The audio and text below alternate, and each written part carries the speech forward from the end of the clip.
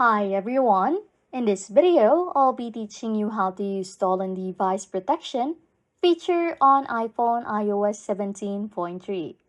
First things first, you want to open the Settings app on your iPhone. Then, scroll down in Settings and select Face ID and Passcode. And just input your password if prompted. In here, you want to find and select the Stolen Device Protection option, which is this one. However, if you can see it in your options, yet just like in my case, you want to make sure that iOS 17.3 is already available on your country and device. If so, you want to update your phone first before proceeding with this tutorial.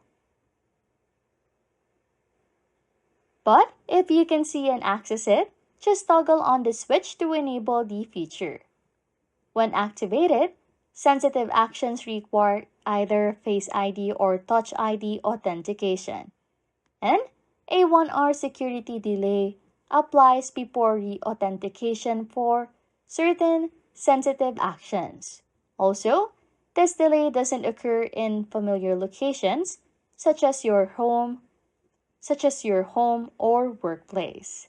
Anyways, if you like content like this, don't forget to subscribe to this channel or comment down below any tutorials you want us to make, so we can help you.